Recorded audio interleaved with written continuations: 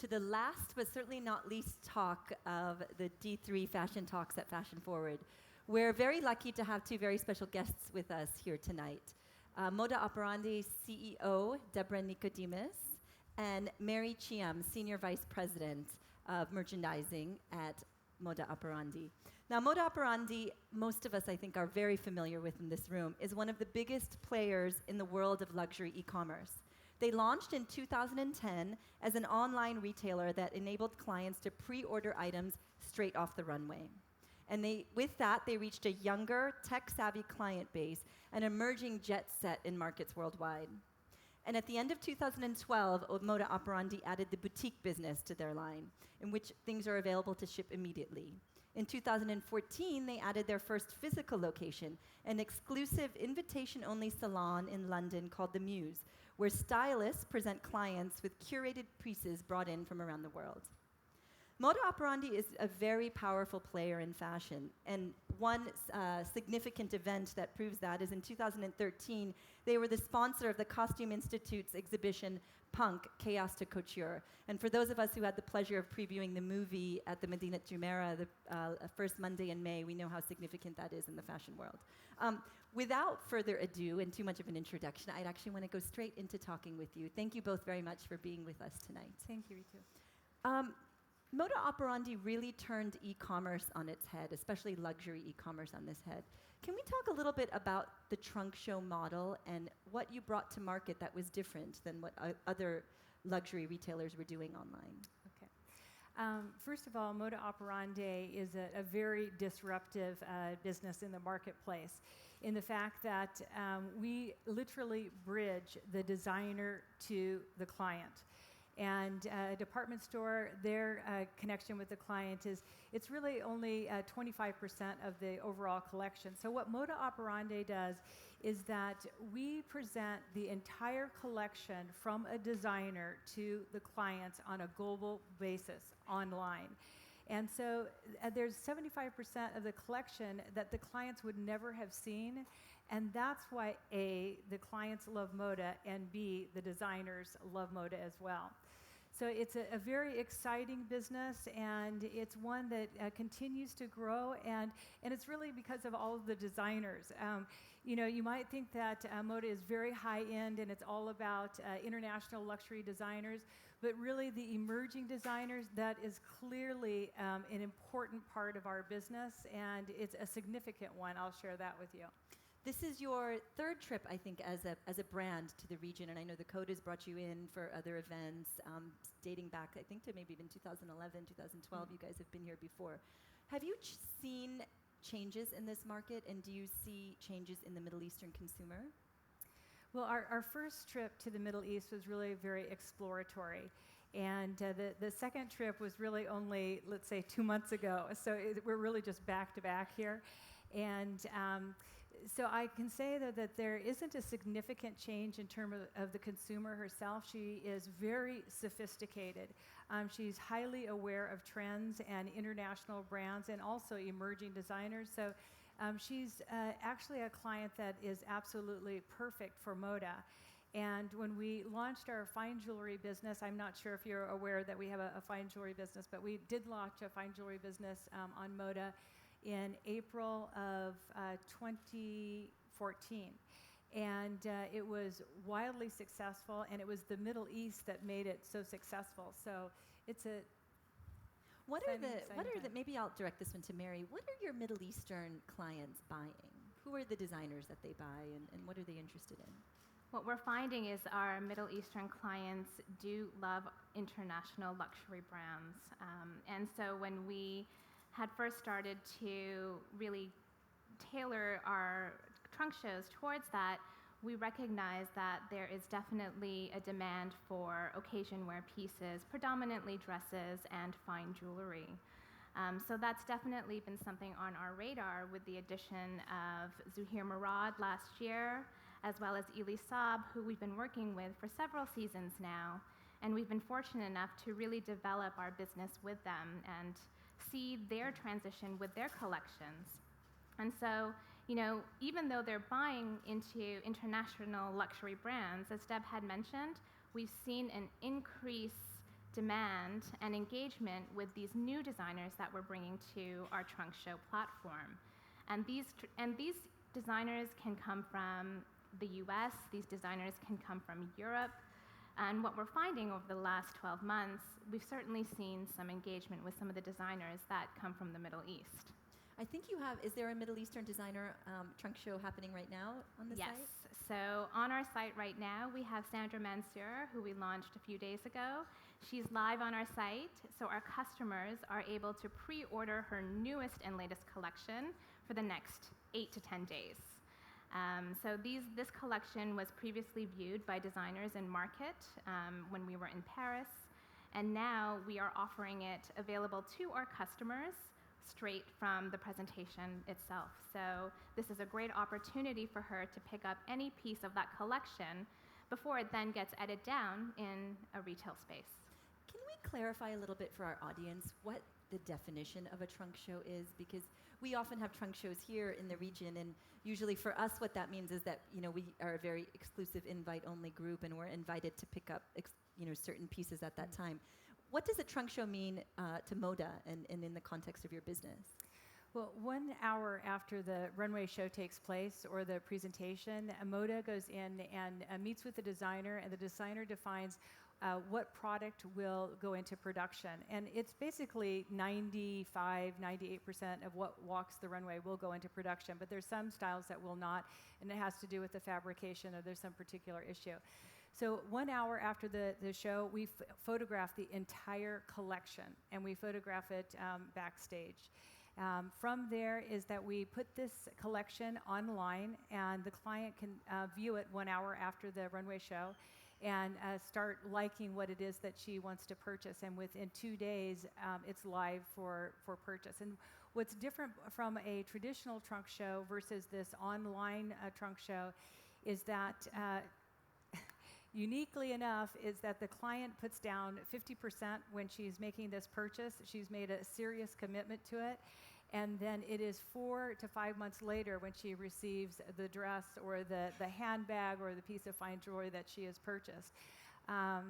But she loves this piece, and more than likely is that she will not see it on anyone else because it's that part of the collection that is highly unique, and it's not the commercial part of the collection that you're going to see in the department stores. And that's really why clients love Moda. Yeah. What percentage, because I mentioned in the introduction, you also have a boutique business, which is available right away. What percentage of your overall business is boutique versus trunk show? So the trunk show business represents 60% of our total volume, and boutique is 40%. The most passion and excitement is really about the runway show and whether it's pre-collection or collection.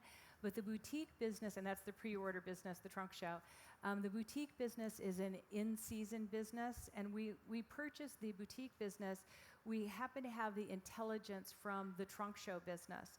So we buy into the very best-selling pieces that our clients have bought during trunk show, plus we augment the purchases that she's made so that we show the entire look in the boutique business. And the boutique business is very strong as well as the trunk show.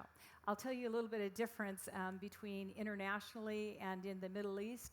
When I said internationally, the business is 60% in trunk show. In the Middle East, it happens to be 70% in the trunk show business. Wow. And she's very interested in something that is unique to her, something that she is buying exclusively for herself. So we're always trying to accommodate that. And just a highlight is that we know how important this exclusivity is to her, so we are now launching into a couture business, and we're very serious about this business, and we want to make sure that whatever it is that she's buying is very special and unique for herself. And you mentioned we have Sandra Mansour is on your site right now. You mentioned earlier. You've also had Medea Al-Sharqi, who is a designer who's shown at Fashion Forward before. How did you discover someone like Medea or Sandra, and how do our designers here in the audience have access to you? Well, I have the fortunate luxury of having a fantastic buying team. And with that team, they're constantly on the go, constantly speaking to our network of editors that we have, and really just looking for new talent. We find new talent through any talent that emails us, we have an email group that we end up having a lot of emails from designers. We look at every single one, and we look at the collections and the lookbooks that they give us. So that's definitely something to keep in mind when sending an email, is how big that lookbook is in size. But certainly, it's anywhere from social media, it's anywhere from our editors. So it's really important for the designers to really network themselves to get on any design and any buyer's radar. And the question is on everyone's mind that I'll ask, which is obvious, is what is it though? I know you said you have a team of buyers that work with you, and they do open every email. But there's always something that can differentiate one. Everybody wants to know, what is that, one thing that will make me stand out? And I know you are here looking for talent also to feature. What is it that really kind of catches your eye? It's really that unique point of view. I can't stress enough. It's something that the designer themselves have consistently messaged through either their first collection or a number of different seasons in their collection. It's really that unique point of view that otherwise is not available in the market. I want to share a designer that we launched about a year and a half ago. She is from Colombia, and her name is Johanna Ortiz. I'm sure all of you know. But we picked up her collection. It was her first collection that she had presented in North America. She had a small boutique in Colombia, and she reached out to us, and she came to our office. And one of the big things that she had that we really wanted to present right away was that she was able to transform a simple fabric as a cotton poplin to an amazing wearable piece that was the off-the-shoulder blouse, and it still is the off-the-shoulder blouse. The customer was able to wear it during the day and transform that through the night. And again, it really is such a simple piece that became such a staple in a woman's wardrobe from day to night. Yeah, and I mean, it really also shows the power of Moda. Because I think, so many of us know that we have Rosamund in the front row wearing it right now. It was a piece that became really hot last year after Moda featured her, and it's interesting to know that she was only in Colombia before that. So it's a lot of power that Moda has, and we're wondering what you can do for Dubai and our designers here, and how much you're really invested in sort of featuring our designers. How regularly do you think you could do it? Will there be a Middle East focused trunk show at some point? It's funny because we travel the world a lot. So other than London, Paris, and Milan, I've had my team go out to Berlin a couple of years ago. We were in Russia before that. We were in Copenhagen last year. So, other than the fact that we attend these specific regions, it's really about the collections, and it's really about what that collection can offer to our customer. Can we get a trunk show that's coming out of the Middle East? Absolutely. I think we've seen successes with the designers that we've already had. In fact, Sarah's bags outside, it's really great to see that she's still showcasing. We launched her in December, and because it was a really unique bag that was readily available for pre-order when the customer was thinking about Christmas gifts, we launched her in December. So fun pieces such as that, we look forward to really scouting in every market that we're in. And Deborah, who's buying the Middle Eastern designers? Is it your clientele from the Middle East, or is it a global appeal? It's definitely global. So it's not just that the Middle Eastern client is buying Middle Eastern designers, but it's worldwide that they're buying the product. So I'm going to back up for 1 second and share with you that when we do an analysis, we look at the designers by country. So for what's sold in the Middle East, what's sold in Europe, what's selling in the continental United States. And it's quite interesting that many of the designers, and it's more the emerging designers, I want to continue to stress that are selling across the board in every single country. So, I encourage you, to keep your spirits up. And you've heard many, many times about creativity. I want to stress the importance of this, differentiating yourself and and don't water down your designs, but really be very precise in what your own aesthetic is and differentiate yourself for that uniqueness, because as Mary mentioned, that is exactly what our company is looking for. And what happens is that you will shine. You will absolutely shine when you speak to your own desires, your own personality. All of this advice is so critical, I think, for so many designers as they're just starting their businesses. Do you all continue to work with them once they're on your platform? Yes, we do. And in fact, immediately after a trunk show takes place is that we share with the designers all of the analytics from the show. So we share with them who the primary client was, and we give them the mix by country, what was the strongest silhouette, the strongest price point, what are the key fabrics. And then we not only do that just for after that show, but we continue to nurture this by sharing with them season over season, how is it changing, and in the key silhouettes, what made it so strong. And oftentimes what we're doing is encouraging the designers to elevate the collection and increase the AOV, the average price point, and not be afraid of embellishing the product.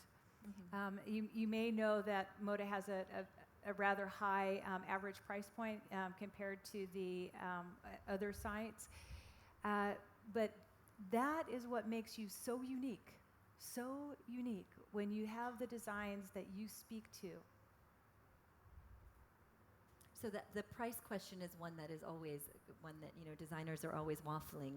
Where do we price ourselves? So you do work with them when they're about to set up a trunk show with you on what would be the right pricing. Well, for it's the market. really afterwards, because when we're setting up the trunk show, the collection is already made. Right. And so we're sharing post the trunk show. We're sharing with them the performance of the product, and so we were looking at the next collection and sharing with Johanna what she might do to even continue to elevate the price point, and with some embellishments and so forth, and it would continue to differentiate herself. So we do work with the designers. Maybe even Mary could share more about that. Absolutely, and we mentioned that we brought Johanna on the first collection that she had, but more often than none, we're constantly scouting. We're constantly viewing the same designers that we love season over season and giving that feedback as well. So if by chance you come on our radar and we've requested a lookbook, we would always give feedback. And that feedback would potentially be if we're ready for a trunk show, or the next steps as to where the strengths are, whether it being price point and whether it being the designs themselves. So it's really just about providing that extra feedback to get them to that next step and to develop. And more often than none, it'll be in a season 2 or 3, and we'll be ready to launch that collection. So when you say season 2 or 3, that's very heartening for designers, because it means that you show them with regularity, and you have these trunk shows. But do you look at the numbers at the end of the day? If they performed well, then you'll bring them back, or what kind of leads you to that decision of how often they'll have a trunk show with you? I think it's really about the engagement with our clients.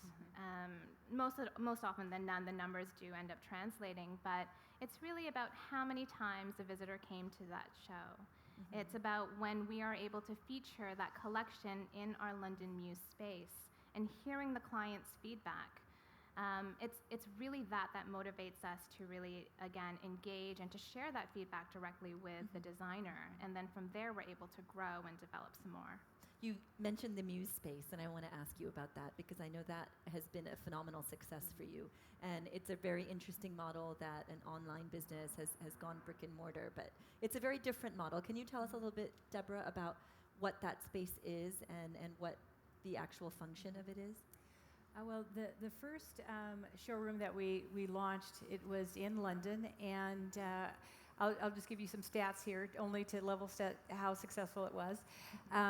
For the Q4 in September, we launched it September the 14th, and in 2014, Q4 sales forecast was to do 350,000, and in the first week when we launched in September, we did 472,000. So within the first week, we beat our Q4 sales plan. So What's different about this is that it's invitation only, and we have a couple different venues that we set up for the clients, and a first venue can be just for one particular client. So all of the product that we bring into the Muse is meant for just that client, and whether it is ready to wear, handbags, shoes, fine jewelry, it's really the full look, and it's just meant for her. It is in her size. And another venue is that when we bring in a designer that is immediately after the runway show, and we'll have anywhere from 15 to 30 clients, and it's not transactional, but it's really more about the engagement between the designer and the client, and understanding what the inspiration of the collection is. So it's really the client having an opportunity to have the heartbeat of the designer and really get to know them on a more intimate level. And then thirdly, we'll bring in one designer, and that designer will do custom work for the client.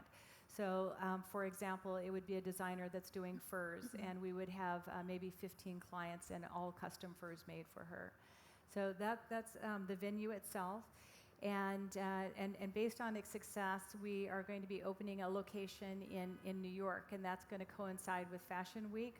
And we scoured New York. We knew exactly where we wanted to have it. It was in a very small area on the Upper East Side. And it took us 18 months to really find the right location. And I'm thrilled to say that we have found that. And so now what we are doing is that we are actually looking at a showroom here in the Middle East. And it will be in one of the GCCs. And that's part of our mission during this trip, is to look at different real estate. And the space is very important to us. And it needs to be a very intimate setting. And so I think it'll probably take us a year to find that space, but it'll be the right space. And we'll do it very mindfully and have an amazing launch when we do the grand opening. But I don't want to wait until 2017. I really want to lay the groundwork now. And so what we've done thus far is that we've gone through the process of interviewing stylists. And I would love to have our stylist team in place, and we can do some beautiful presentations at a suite and have designers there. So a very similar type of activity, but in a suite in a spectacular setting. So we're very excited, and I share that with you just from the perspective that we have a long-term vision for the Middle East, and we just are so thrilled to be here. That's big, exciting news that you heard here first. So just to talk a little bit more about the concept of the Muse, this isn't a showroom where you're stocking items by any means. This is curated, so you bring in things specifically for clients from around the world. And it's not a location where we carry inventory. It's products that we'll have in the Muse for anywhere from a week to, on the outside, it would be 30 days. But the inventory is always rotating. It's always a new designer that is in the Muse. And not only do we have these new collections coming in, but we also have these spectacular events such as a couture. It's really an opportunity for us to understand how can we deliver a couture experience at the highest level, and that's couture stroke bridal, because both of those clients are very unique, and the day that she wears that bridal dress, that is going to be the single day she wears a dress, and that is so spectacular for her, and we want to make sure that it's extraordinary. So it's invitation only. And how do we get an invite? How do you get an invite? We'll sign you up. And I want to let you know that the clients that come into the Muse, they're not the same client on an ongoing basis. So let's say that we have we show 30 different designers. Well, the clients that come in to see these designers are different on an ongoing basis. So they're new clients all the time. So, but you pick, it's sort of your core customer base of people who have been engaging and shopping on Moda. It is, and it's not. It's the core customer, but oftentimes the client will want to bring a guest. Okay. And so we don't close the doors to that. We're very open and receptive to other clients as well. And you mentioned that you are building a team of stylists. So if we have any stylists in the room, can they come meet you and send their CVs? Yeah, and absolutely. And okay, raise your hand if you're a stylist. Okay, great. All right. And what are you and looking I love for? the stylist, by the way. And I love my entire team, but anyone knows that I really dote over those stylists because they're really extraordinary people. I mean, the stylists that we have are so unique.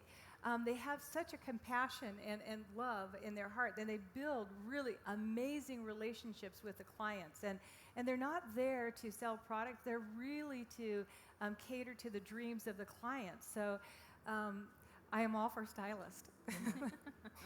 I want to open it up to our audience for question and answers, but one final question for you before we do that. You've been here at Fashion Forward now, it's the third day. What are your impressions of the event? And do you have any honest critique or critical feedback? I know that's something that is always very constructive for our audience. What have you thought of Fashion Forward, and what can we do to continue to improve it and kind of bring it to the level of other international fashion weeks that I know you've been on the road for almost 2 months, Mary? Well, actually, it's been such a pleasure. I've shared with so many different people that I think it's wonderful that we're able to have a venue such as this to really present designers' collections. Because not only is it an opportunity for the designers to reach out to potential buyers and other retailers, but I think it's a potential opportunity for designers to engage with other designers themselves, because we definitely get inspiration from all those around us. I think the collections that I've seen so far, it's not over yet. I know there's a few more that I have to see this evening, but the collection that I've seen so far has been fantastic. It's wonderful to see different designers catering. You know exactly who they're catering to as well for some of the collections that I have seen for a particular woman. And then there are designers that are really kind of stretching themselves into I would say outside of just the particular region. So I think for me, it's been a wonderful opportunity to see some of these designers and, potentially bring some home. Yeah, including accessories, because we have a large showcases here as well with many designers. And, Absolutely. Do you see a strength in one side or the other here in the Middle East? I know you've had both ready to wear and accessories designers. You mentioned Sarah's bags. Medea's been with you. Natalie Sandra. Trad we had Natalie as well. Trad you've had so as well. we've had a phenomenal success with the ones that we've designed. I think probably my key recommendation or advice would be is to just understand who you're designing for and stay true to that. And when you're thinking and looking for a partner, it's really thinking about who that partner then can really reach out to.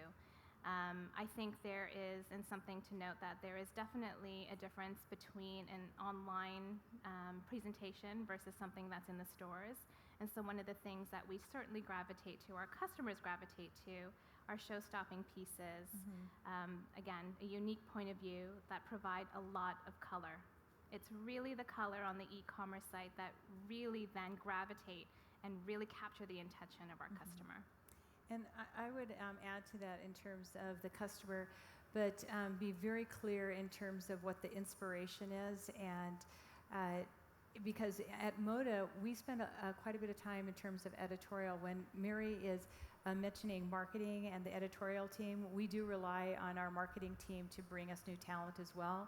And so in that, our marketing team, they really want to share the hearts of the designer and the inspiration that the designer has in the collection that they are putting forth. And our client loves that. They want to know what compelled the designer to create this amazing collection. So really have that story down in terms of what inspired you to build that collection. Very good advice. Okay, I'd like to open it up. We have a lot of guests here eager to ask some questions. Maybe we'll start, Katerina. My name is Katerina, and I'm happy to hear that Sarah is with Moda. Together with her, we had the talk yesterday on ethical fashion.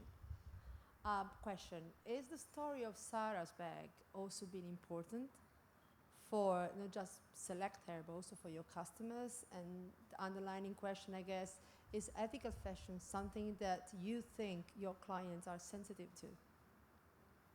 So the story of Sarah's bags being a socially responsible brand and being manufactured by women in underprivileged communities. Absolutely. It's definitely been an awareness and something, again, it's part of who she is. So that's definitely going to be an important message.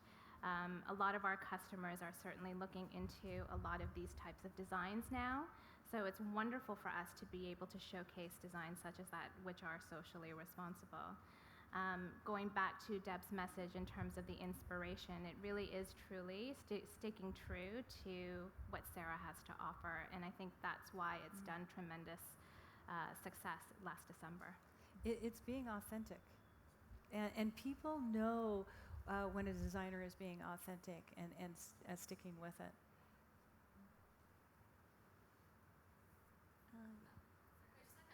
Oh, I think, well, let's get the mic, maybe, so they can hear you in the back of the room,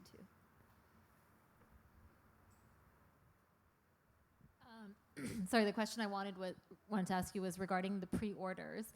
Do you arrange with the designers a minimum, or as soon as you photograph, do you just put it online and then? Because I just think from a designer point of view, if they get one order, is that? Well, if that one order is a $100,000 dress, then it's fine. Okay.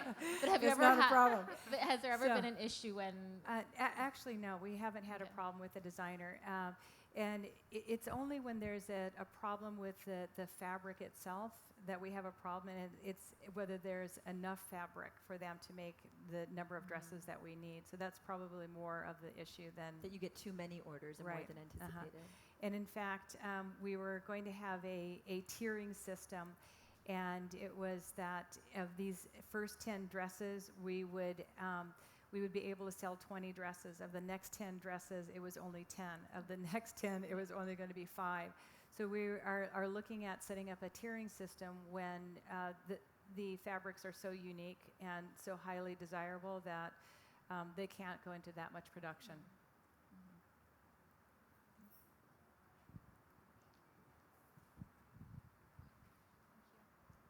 Hi, what I would like to ask is when you create the fashion or the brands, do you mostly look at trends or do you mostly look at what customers want, or do you combine a bit of it? So like, do you look at what they really like is in fashion at the moment, or is it more like, I know this customer really likes high-end pieces, it might not be extremely on trend, but very beautiful?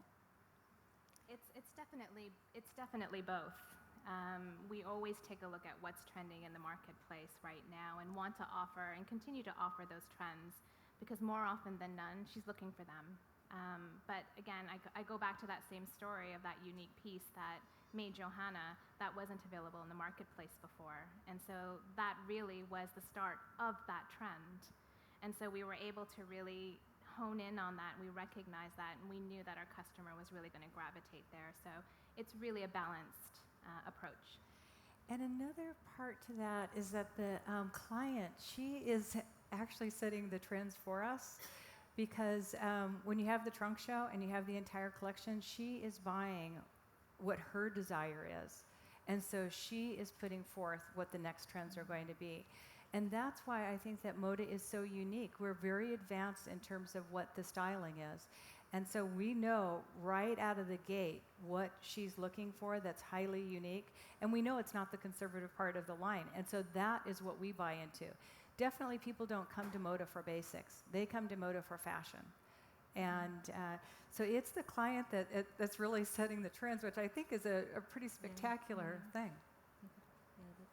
Sorry, following on from that, has there ever been an occasion where perhaps one of the trunk shows was unsuccessful, where you found that a lot of the collection wasn't something that your clients then did, essentially pre-order and go for? Sure. Yeah.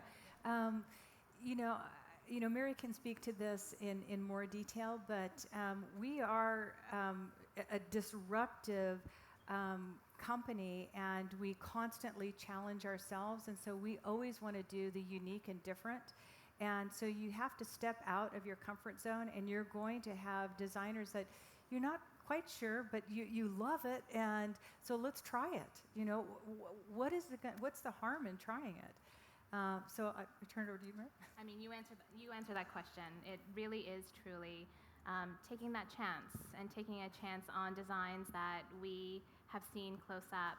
We love the designer's story and the inspiration behind the collection, and we will tell the story through editorial voice.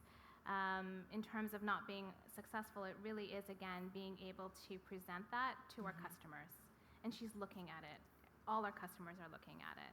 And so we're able to really get some of that information, and no matter what, it's then just really giving the designer that next step and where to improve on and where to go next. I'm next. Hello, my name is Natalia and I'm shopaholic. And my question to Moda Operandi, first of all, thank you so much. You're my go-to website and I'm never gonna hide it because you're bringing this uniqueness, which I'm always on a search.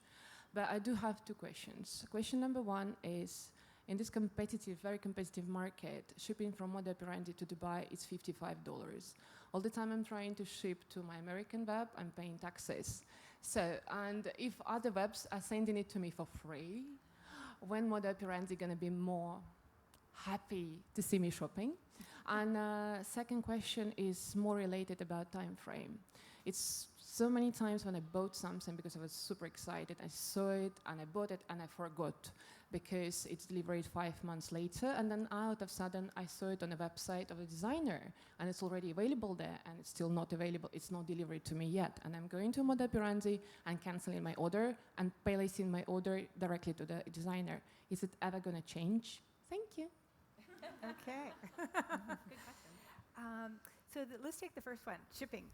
And first of all, is that we want to have the fastest delivery possible, right? And so my team studies this seriously, and it is what is the most efficient and effective way to distribute to the Middle East or even Asia. So timing is critical in terms of the time frame of shipping. Right? Okay.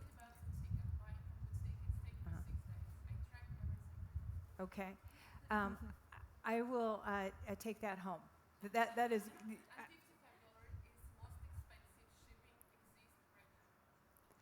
You know what? Okay, this is what I love. Okay, because this is the opportunity for Moda Operandi to actually learn.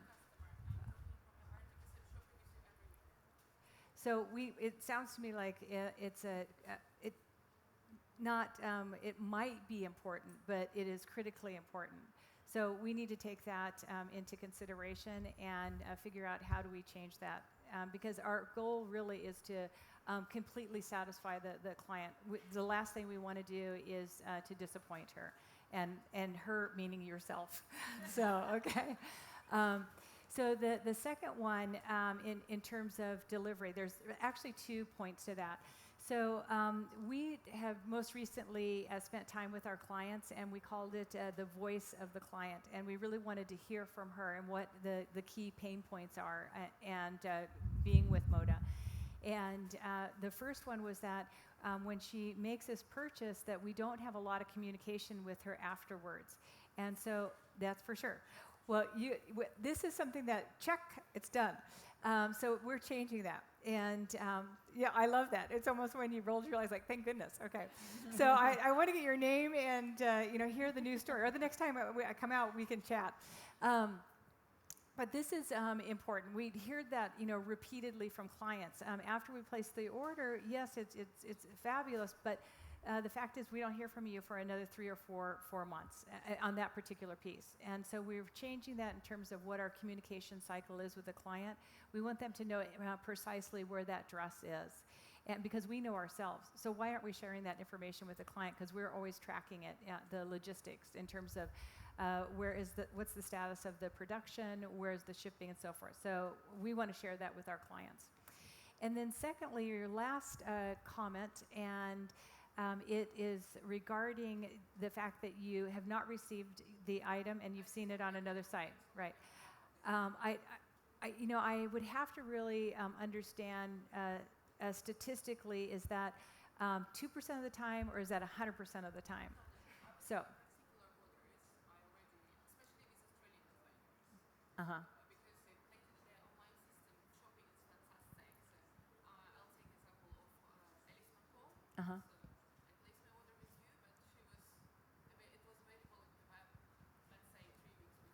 Okay. So, No, it's fine. We're talking. It's fine. yeah, we have like a one-on-one engagement here. Well, this is going to definitely be taken yeah. offline. Okay. So with that,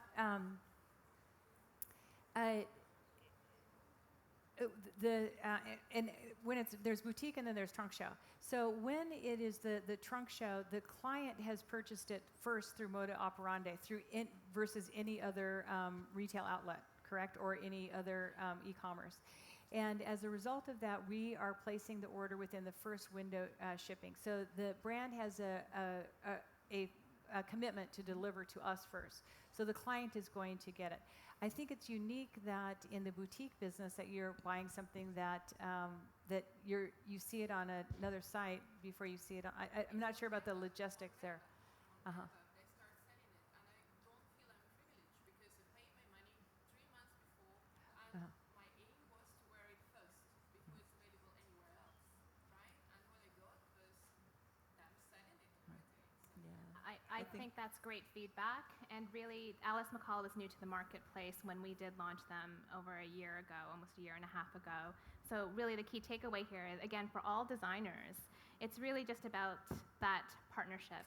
And she's really new to the market. She hasn't yet actually given any retailer access to that except for us.